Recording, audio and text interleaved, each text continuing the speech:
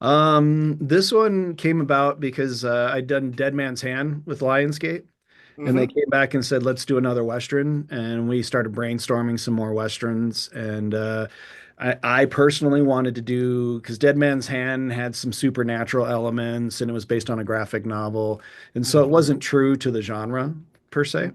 I Hmm. wanted to do something that was very true to the genre. And so they supported me in that, and that's how this one got going. And they gave me a lot of leeway. It was really refreshing as an artist to be able to go in and write the script. And granted, I mean they all give notes, and I got my notes, but it was a great process from the start. Love working with those guys.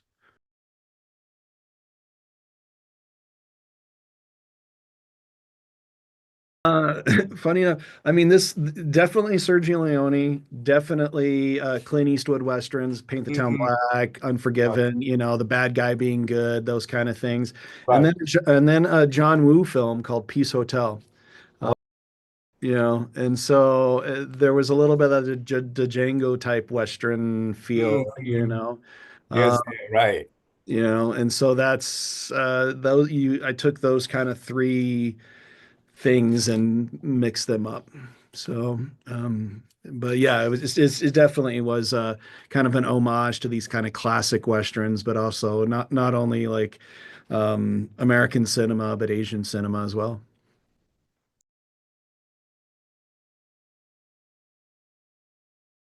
Yeah. No, I mean, Patrice is a great cinematographer. We've done many projects together. We have definitely a shorthand. He understands my quirks because I like to run in and grab a camera once in a while and have fun, and he lets me play, and so it's awesome. And he's phenomenal. I'll use him on many projects. And it's Mhm. funny you say that because he almost felt like he overlit the film, and it's like, Oh, really? yeah, he's like, wasn't Wow. too bright, was it? And I was like, no, Patrice is right on. So it's definitely with our budget level not being able to afford all the huge big toys as far as lighting goes.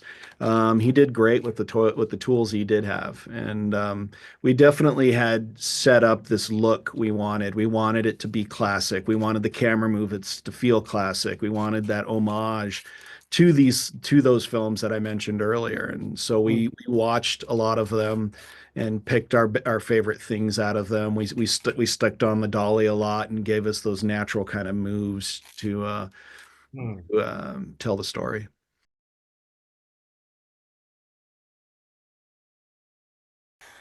Dorff and I had done quite a few movies together. Yeah. So, and he had always played a supporting role in the other films, and so he and I talked a lot about let's do something with you as the lead. He played a bad guy in Dead Man's Hand. He played a bad guy in Clear Cut. He played bad guys for me.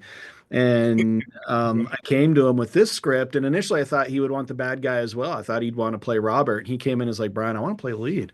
And I was like, fantastic. I want you to play the lead. It's the lead is a bad guy gone good. So I feel like it's a perfect role for Steven. And Right. and I think he killed it, knocked it out of the park. Yeah, definitely. And then with Cage, he came in and read the script, and we offered him the mayor first. I thought the mayor, and he said, no, Ben has way more layers. I love Ben. I want to play Ben. I want to play this cold-blooded killer who had found Jesus. He just thought that was a great character. And he gravitated towards that. And Ben initially wasn't very big. It was kind of a much smaller role than it is now. And so he and I sat down and started talking about ways to expand the character, ways to build on it, and that's how Nick got involved.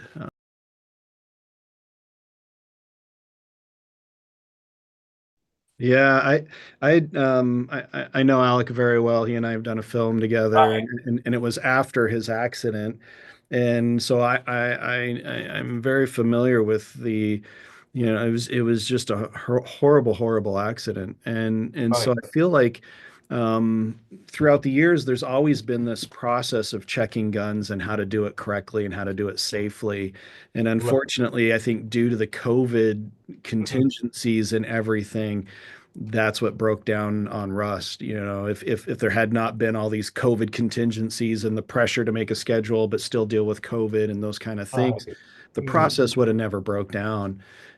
So we just stick to our process, and it takes a little more time. And I think that was the biggest thing to learn from Rust is that, safety has to come first. So if you've got to slow down and it takes 10 more minutes to make sure everything is safe, then it takes 10 minutes. And during those processes, on Gunslingers, even though the schedule was crazy and hectic and we had to get it done, and we only had 18 days to shoot this thing.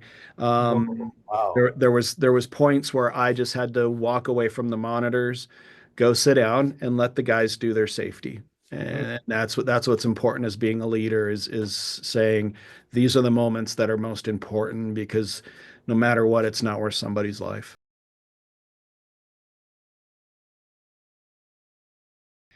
Yes, the relationship between the brothers is I mean that's the story of the movie. It's the heart. Right. You've got these two brothers. They're in love with the same woman, and it's very Shakespeare in the sense. It's a little Hamlet in there. I mean, it's very tragic. It's a tragic story, and that's really the story I wanted to tell in an Old West setting. And I think it hits home with a lot of people because a lot of people have the older Right. brother that stole the girlfriend or something along those lines, Right. and so it's easy for people to identify with that kind of situation.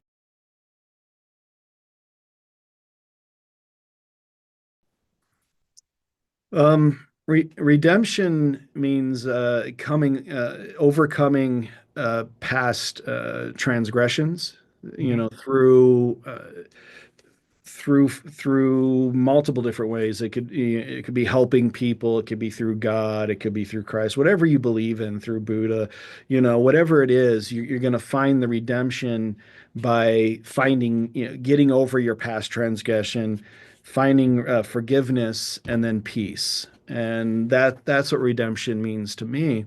And that's why it was important. This town is filled with all these gunslingers who are wanted for egregious acts, but they're Right. all searching for that redemption. They're all trying, and Cage is the personification of it all Right. because he's this deadly, super deadly gunslinger who's now just reading the Bible nonstop and won't touch a gun.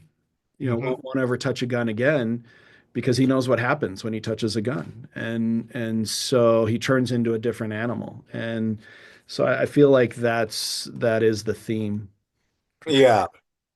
Well, they told me to wrap it up. Thank you so much for your time, Brian. I had a good time talking to you. Bye bye. Bye. Thank Bye. you. Take Thank care. you.